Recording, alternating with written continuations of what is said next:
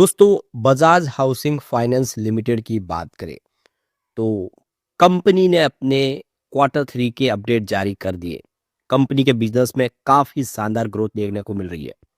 आपको ये पता ही होगा कि एनबीएफसी सेक्टर है जो हाउसिंग लोन में काफी पिछड़ गया, लेकिन बजाज हाउसिंग फाइनेंस का बिजनेस लगातार ग्रोथ कर रहा है। और यहाँ पे अगर आप देखेंगे तो कुछ संभावना पॉजिटिव बन रही है। ये आंकड़े उत्साहवर्धक है।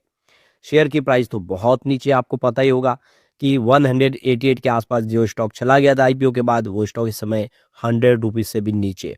लेकिन इसने एक बाउंस बैक भी दिया है। निचले लेवल से खरीदारी देखने को मिल रही है। तो क्या उम्मीद दिख रही है अब इस समय?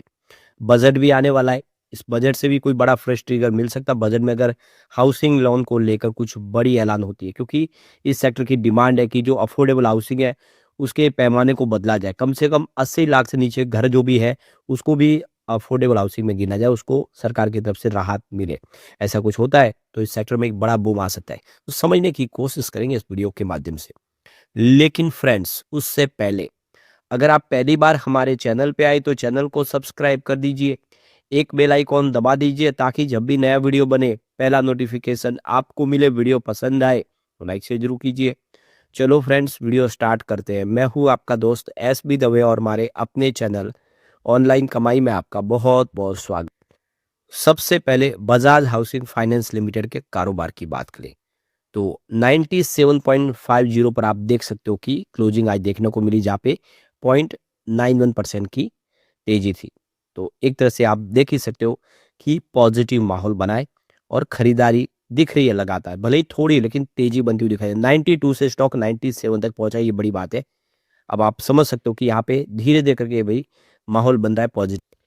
तो यहाँ पे आप देख ही सकते हो कि फ्राइडे की क्लोजिंग 96.62 पर थी। 97 पर पॉजिटिव शुरुआत हुई। इंट्राडे में भी आप देखें तो जो गिरावट तो नहीं हुई, जो निचला लेवल था देखने को मिला, पर जो हाई है वो बहुत ही बेहतरीन है। 98 का इसने हाई बनाया। इसका मतलब स्टॉक फिर से 3 डिजिट में जाने को तैयार हो चुका है। 92 का इसने लो बनाया था, ये 52 का इसका फ्रेश लो बना था। वहां से स्टॉक फिर दौड़ना शुरू हुआ है, लेकिन अभी भी 52 का जो हाई है वो 136 है। स्टॉक उस लेवल से अभी भी काफी नीचे है। अब इसकी परफॉर्मेंस अगर आप देखेंगे तो आपको लगातार ये निगेटिव रिटर्न देता हुआ दिखाई देगा। स्टॉक, ये स्टॉक बहुत बड़ा लूजर साबित हुआ है लोगों के लिए। लेकिन पिछले एक महीने में यहाँ पे 1.12% के आसपास की तेजी बनी है, यानी निचले लेवल से अब खरीदारी का माहौल बनने लगा है। 3 मंथ के हिसाब से लगभग 13% की गिरावट हुई है, जबकि 1 ईयर का रिटर्न 21% निगेटिव है और 3 ईयर के हिसाब से 41.44% की गिरावट हो चुकी है, क्योंकि स्टॉक 188 तक गया हुआ है आईपीओ के बाद। आप देख सकते हो स्टॉक 100 से भी नीचे है। नुकसान तो काफी हुआ, लेकिन अब यहाँ से माहौल बदलता हुआ दिखाई दे। तो यहाँ पे अब वॉल्यूम बढ़ने लगा। आप देखिए पिछले एक महीने पहले इसका 80 लाख का वॉल्यूम था, 43 लाख की डिलीवरी उठाई गई थी। 1 वीक पहले 60 लाख का वॉल्यूम था, 33 लाख की डिलीवरी उठाई गई थी। और फ्राइडे को 70 लाख का वॉल्यूम था, 44 लाख की डिलीवरी उठाई गई थी। धीरे धीरे वॉल्यूम बढ़ने लगा और फाइनली आज 1 करोड़ का वॉल्यूम हुआ है। तो वॉल्यूम बढ़ने का मतलब यह है कि बड़े फंड हाउस अब इसमें फिर से इंटरेस्ट लेने लगे। इन आंकड़ों के बाद कुछ पॉजिटिव माहौल बनने लगा। तो यहाँ पे देखिए कि आज का दिन जो बजाज हाउसिंग फाइनेंस और बजाज फाइनेंस के लिए काफ़ी शानदार है, क्योंकि इन्होंने अपने क्वार्टर थ्री के आंकड़े जारी किए। दो एनबीएफसी ने अपने जो आगे की परफॉर्मेंस को दिखाया किस तरह से बेहतर रहा है। दिसंबर तो 88.70% की होल्डिंग बजाज हाउसिंग फाइनेंस के अंदर बजाज फाइनेंस की है।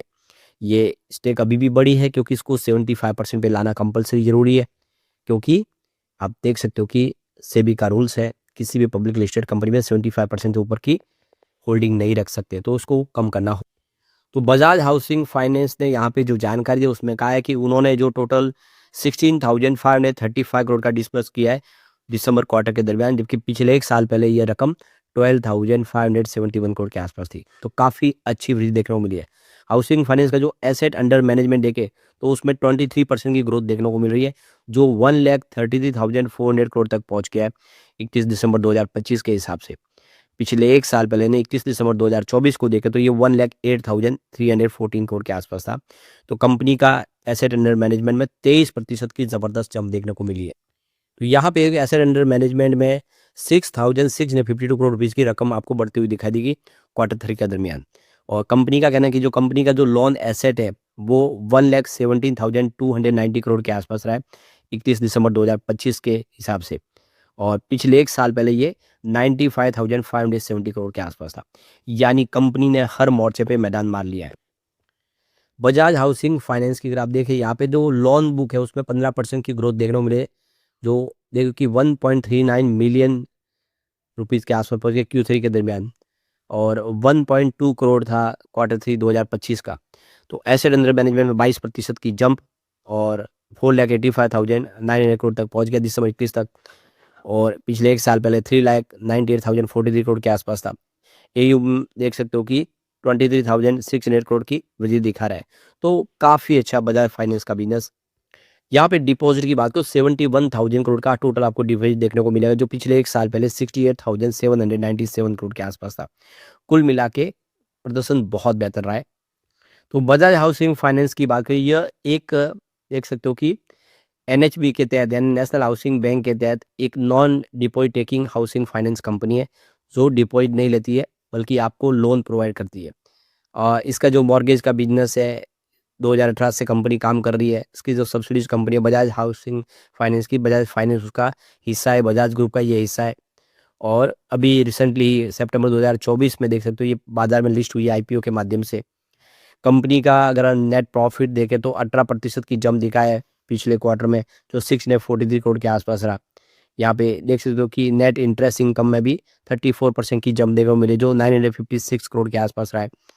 और पिछले साल सेम क्वार्टर में देखें तो काफ़ी बेहतर किया है, और इस हिसाब से आप देखें इसका प्रदर्शन बेहतर है, और अब वापस आने वाला है Q3। तो उम्मीद है कि Q3 बेहतर होगा, क्योंकि आंकड़े उत्साहवर्धक है। अगर हम साल दर साल के हिसाब से भी देखें तो कंपनी का रेवेन्यू बहुत अच्छी तरीके से बढ़ा है। 2021 में 3,154 करोड़ के आसपास था, जो 2022 में 3,766 करोड़ तक पहुंचा, और 2023 में ये आप देख सकते हो कि 5,664 करोड़ तक पहुंचा।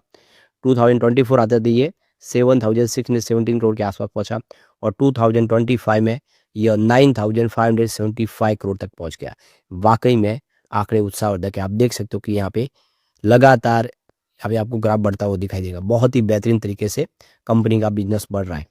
अब प्रॉफिट की बात करें तो 2021 में 453 करोड़ का प्रॉफिट था, जो 2022 में बढ़ के 709 करोड़ तक पहुंच गया, और 2023 में ये 1257 करोड़ के आसपास पहुंचा। 2024 की बात करिए 1731 करोड़ के आसपास पहुंचा, और 2025 तक ये सीधा 2162 करोड़ तक पहुंचा। आप क्लियरली देख सकते हो कि लगातार ये ग्राफ बढ़ रहा है। तो चाहे कंपनी का रेवेन्यू हो या प्रॉफिट हो, कहीं कोई कमी नहीं है। आंकड़े उत्साहवर्धक है, जो इशारा करे कि आने वाला Q3 कंपनी का बेहतर होगा। और जैसे कि अब बजट आने वाला है, तो इस बजट का भी आप देख सकते हो कि एक काफ़ी बड़ा एक चांस देखने को मिला कि बजट के दौरान भी कंपनी कुछ बेहतर करते हुए दिखाई देगी। तो Q3 प्लस बजट डबल यहाँ पे इम्पैक्ट देखने को मिलेगा, और ऐसे में उम्मीद है कि आने वाले समय यहाँ से बेहतर करता हुआ दिखाई देगा। लेकिन फ्रेंड्स, कोई भी इन्वेस्टमेंट करने से पहले अपने फाइनेंशियल एडवाइजर से एडवाइस ले ले, या अपना खुद का रिसर्च करे, क्योंकि मैंने वीडियो आपके एजुकेशनल पर्पज के लिए ही बनाया। वीडियो पसंद आए तो लाइक से जरूर कीजिए, और चैनल को सब्सक्राइब कर दीजिए। Thank you friends.